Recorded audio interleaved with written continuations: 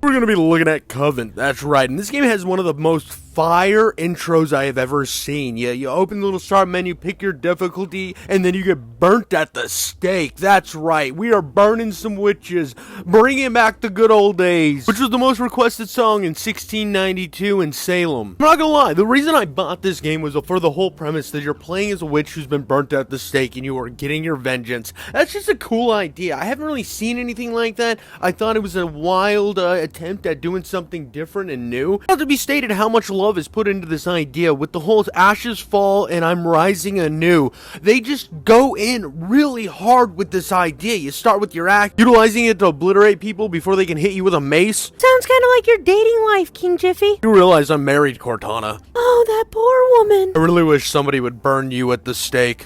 Kinky. You truly have the ability to suck all enjoyment out of everything. I bet you'd like it if I sucked on you. Alright, you're done. What isn't done is this game, because we're just edging right into it, baby. One thing I have to say is I'm not the biggest fan of the axe. It's not terrible, but the charge time is kind of annoying, and it just doesn't feel the best. I always prefer a melee weapon if it's fast and strong. I don't know what it is. Maybe it's my Halo brain always thinking, but fast and strong is a good way to start. And it just feels like I'm always charging and running in, and it just charge and run away, charge and run away. I wasn't the biggest fan of this first melee weapon. Now, the first weapon you're presented with, the combustion variety, is the flintlock. This bad mamma jamma slaps clit like a goddamn gentleman. And if it is a complete impractical nightmare, I mean, how many flintlocks have you seen fire automatically like this does? It doesn't matter when the whole game's health mechanic is centered around cannibalism. That's right, we got to eat people to gain some health. And I know, full-grown humans aren't the best type of people meat. We all know that cooked orphan is the tastiest type of meat in the world. That's what we're truly hunting for, but this game's just not quite cultured enough. You know, when it comes to... Oh, god damn it, my game crashed. Yep. That is a problem I ran into constantly with this whole experience, is the game will crash just all the time. Anytime you save, anytime you reboot a level or you die, mainly when you die. When you die, it goes to reboot the level and then it just crashes consistently. Now, it might just be that I have a PC that isn't very strong considering I'm running like a 960, but at the end of the day, I played Postal 3 and had one crash, and in this game, I had more crashes than I have fingers and toes and penises. How many penises do you have? I bet you would like to know, you blue bitch. But for those of you who aren't holographic whores, you'll have to let me know in the comments how many times your game crashed, or if this is just a lower-end PC problem, if you're running out there with a 5090 and your shit's just running crispy smooth, you have to let me know. Because the only thing crispy in this game so far for me was the fact that I'm crisping up these bodies and then chunking them into my gullet. And you're over there probably thinking, well, you haven't mentioned the shield yet, King Jiffy. It's a shield. What the fuck do you expect me to say about it? And the only time they actually gets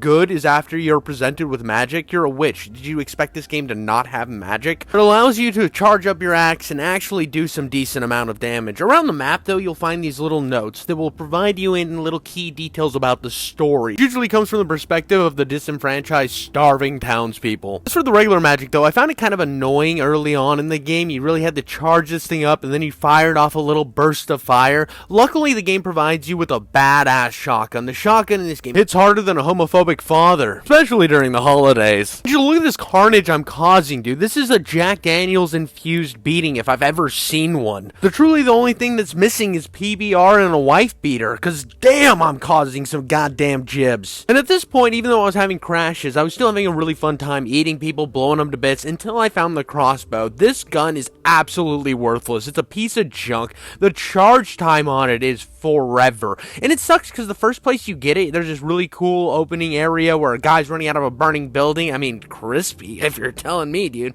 I like my humans a little chunky and crunchy, kind of like a Dave Portnoy pizza review. But even though this crossbow does a decent amount of damage, the charge time on it takes forever, putting you in constant situations of just really not having that much fun. It also has a drop-off, so you're constantly fiddling with that, while your enemies who have the same type of crossbow, for some reason can fire like 3 or 4 simultaneously, something you will not be able to do until you upgrade the a weapon way later in the game if you find the correct upgrade. One bad weapon does not take away from the set design in the entire experience you're getting here. Every single level throughout most of this experience is going to be insanely pretty. You got castles, you got fields with poor people, you got really everything you want out of a medieval type fantasy romp. You can throw up acid vomit because you're a witch. There's a lot of little cute things that is put into this gaming experience that truly sets it apart from almost anything else you'll play. And nearly every single time you decide that you want to do some exploring, the game will provide you with really cool stuff to find, whether it's a grave that's lit up that has a key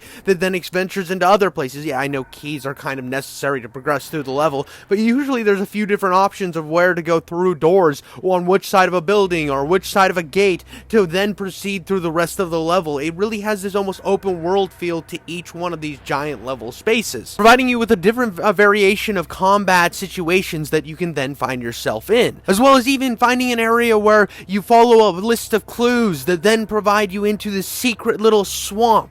Yeah, this is somewhere I found, right? I was running through, I'd found these clues that told me to go behind this headstone. I start eating some rocks because somehow witches can also eat people and rocks. Special's dental bill has to be through the goddamn roof. But you then get to go through this weird little Indiana Jones secret entrance where there's death at every turn, which is super cool. Little platforming puzzle. It's awesome. You get to the end, find out all these guys stole this shit, and you're like, hey, motherfucker, this was supposed to be my stuff. You get to the other side, you find out that there's a couple enemies standing by a secret exit to the level. And this is where the exploration is so amazing in this experience, because I could have gone the whole level throughout the whole thing without ever knowing this was there if I wouldn't have picked up a single note and found it. And the enemy design is truly amazing. There's this one enemy that throws bees at you. He's just like, fuck it, I got a beehive in my arm, I'm gonna toss him at you. This guy's a dick, by the way. Make sure you just kill him as quick as possible, because he will fuck you up. Because again, when you die, it's not just a quick death. No. There's a good chance it's going to crash your gaming experience or freeze your game entirely. I have no idea how many times I got to that little loading scene between being dead and being revived where I was crossing my penises and toes, just praying that I would be able to replay the level without restarting the whole game. Well, not restarting the whole game, but restarting from my save and firing up the entire game in general. It was just kind of annoying, and it's something I am going to bring up again right here, because when your performance has that many issues where you freeze every single time you die and it might crash the game, that is not a good thing and should be looked into. And again, I know I have a weak PC, but I've played a bunch of games that I didn't have this issue with, like Turbo Overkill or Postal Brain Damage, where I never ran into a single issue like this. And this game just kind of sits as an outlier where it's in this little boomer shooter realm where everything looks pixelated, but for some reason it fucking bogs my PC down to an ungodly level. The game did surprise me though is the different styles of magic that you're provided with throughout the experience. Now, like I said, when I started with the first little burst fire thing, it kind of sucked. But once I unlocked this weird gallows mechanic, I can't say that the magic isn't great in this game. It's a whole system to where if you have big enemies coming your way, while you pick off the little ones right early, which is cool because there's going to be points where they throw a lot of enemies at you, and you're sitting here, okay, I've upgraded my pistol, now I'm starting to get here, the magic kind of feels useless, and then it's like, well, have you messed with the lynching mechanic yet? And you're like, what? That doesn't seem okay. It's like, yeah, you can just spawn a noose in at any time, and you're sitting here just confused. You're like, a noose? They're like, yeah, they hang wishes, you hang them. That's right. You just put them up on a little gallows right there and have them swinging for their heart's desire, just slowly suffocating. And don't worry, you might think, oh, well, is this gonna ruin the ability to get health off of them? No, not at all. You can just walk up and eat them off of the gallows. Awesome. This is brilliant. I loved stuff like this, and this is where the charm of this game really shined through. And the variety of weapons is very interesting in the fact that you know exactly what each one of them does. It never feels like they're trying to overhit you with way too many enemy designs that all do very similar things. It all seems like you know what an enemy is, you know how they're going to function, and you proceed accordingly.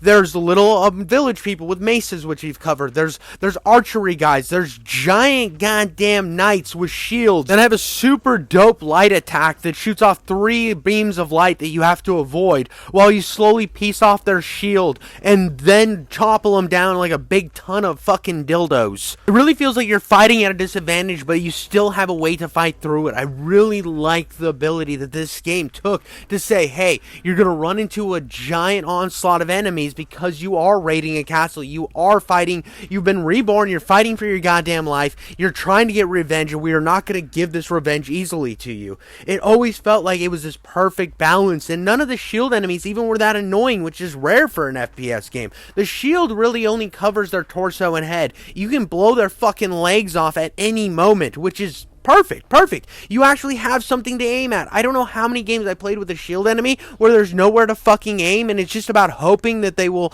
do one little thing that will provide you with a chance to hurt them. I've only really had one other game that did something this good with a shield enemy, and that was Beyond Sunset, where you could ricochet their shotgun shots right back into them, destroying the shield. It felt like I had a fighting advantage when it came to these enemies, which is rare, again, for enemies with shields in an FPS game. I have to say, out of all the magic that you get in this entire experience is the Skull Bomb. The Skull Bomb is basically your rocket launcher, and unlike the rest of your magic, it is not based on mana. So if you're ever put into a pinch where you don't have any mana or ammo, you at least know that if you eat enough perfection skulls or purified skulls or whatever, you will have the ability to take on enemies that you thought you couldn't because you have all these skulls in your pocket that you can just send flying, giving them a type of head that'll make their heads explode. And again, when it comes to the level areas and the whole design features, it always felt like I was actually in medieval times. It was one of the few times where I felt narratively everything was going in a direction. I had the notes telling me what this evil priest was up to, manipulating the masses. I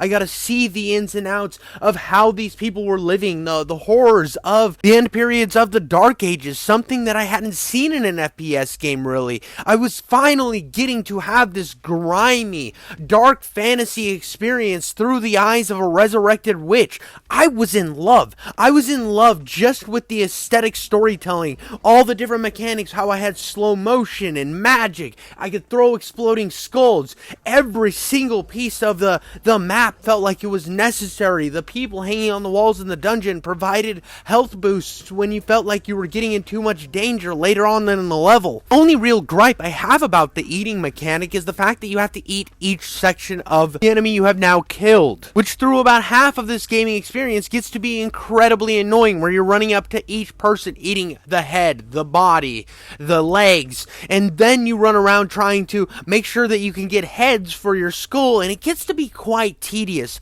Not to mention, when you do use your super axe and cut people in half, their bodies are just completely useless. You are no longer allowed to eat them, which doesn't make a whole lot of sense to me. If you're already eating body parts, wouldn't cutting them in half do absolutely nothing to the fact that you can still eat some of those pieces? I don't know, it was just something that stuck with me and bothered me throughout the entire game. But I do like when you have these enemies that throw things and you can shoot the things out of their hands, and there's a lot of little details that keep this experience fresh and clean. I do wish, again, it feels like the enemies have abilities that I am not allowed to have, like the throwing of the axe. Why am I not allowed to throw my axe as maybe a secondary attack? It just didn't make a lot of sense to me. It's like, oh, you can charge it up or you can do a quick swing for different damage variations, but you can't chuck it like the fucking cool people who throw axes at you. Then you have priests that are able to throw cross bombs at you, and you're like, why can't I throw a cross bomb? That would be a cool little experimental weapon to play around with. It would add to some variety. It just felt a little weird to me that some of the things weren't quite given to the player, and especially when it came to that crossbow. The crossbow, it felt like every single enemy with a crossbow had either flaming crossbows or this type of crossbow, or it shot faster. And yeah, you can light your crossbow on fire and run by and shoot one flaming crossbow at a person and then run back to the area where you got the flame and then come back and do it again. But it just never hit the same way as the people that can consistently fling flaming arrows right into your vagina. And the game does provide you with secondary fire options. That is something it does do. Like right here, I have a crossbow that when you fire it from the secondary firing position, it shoots a crossbow that now has poison always.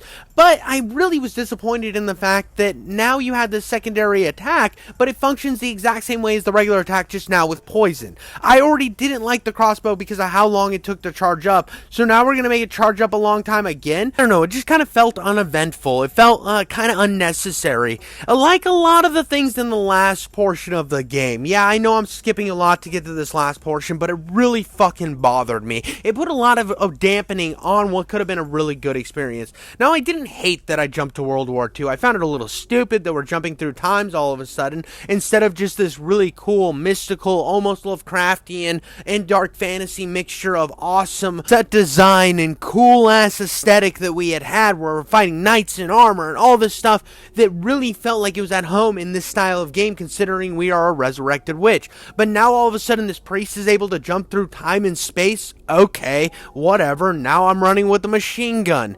Cool. I mean, we already had jumped through the point that we were going to give a flintlock the ability to shoot semi-automatic, so why couldn't we have just done like an old-timey gun that was charged by magic that shot like a machine gun? Why did I have to jump to World War II to be able to get this? This is the only weapon that utilizes ADSing now, where we just have ADSing where we're looking down sights and doing the thing. It just feels like a completely different game. Yes, I know it's the same game, but when I'm looking down the sights, now I have the skull pressed up against it, or whatever magic I'm holding, it's just weirdly pushed up. I'm just kind of one-handing pulling it to my eye when that's not how looking down sights works at all. And then, of course, if we're jumping through time and space, we might as well go to fucking Egypt. I mean, what is it with FPS games when they can't think of anywhere else to go? They're just like, fuck it, send them to Egypt. Why? I don't know. Egypt is cool, right? It hasn't been done before. No, it has in like every FPS game. I can think of like 3 off the top of my fucking head that have already done this stupid mechanic where they just send you to random places in time. Tesla Rift, Dread Templar, and Project Warlock all did this same thing where they send you to fucking Egypt, and it's all the worst levels in the entire game. And those games are all much better than this game fundamentally in almost every single way. They play better, they're more fun.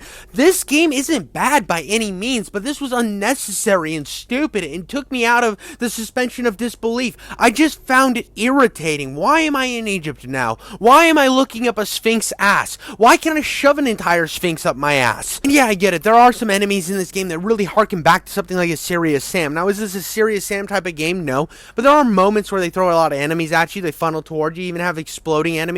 Unlike in Serious Sam, though, they're not fun to kill the exploding enemies, because if you shoot the barrel, it doesn't explode unless you shoot it like fucking 3 times, which is stupid. If you have exploding barrels in your game, please, one-shot explosion, done. It is a fun little gimmick that you put in the game. It is not irritating. I don't understand why every once in a while I'll play a game where it takes a lot of shots to blow up the barrel. That's dumb. And don't get me wrong, I do understand that some games in Egypt are really cool, Serious Sam being one of them, but the main key important thing about that is, for the most part, the game takes place in Egypt. It is the backdrop that you're telling your story from. It's not just some fucking random place you're sending them to. And when you're sending things to random places, you might as well take the horror movie gimmick and send them to fucking space. That's right, we are a resurrected witch that was burned at the stake in the medieval era that is now in a spaceship. Because that makes any sense. Oh, well, we're jumping through times. It makes sense. Well, not really. You really don't get any new enemy designs from this area. You're not getting anything cool. You might see the occasional enemy that's slightly different,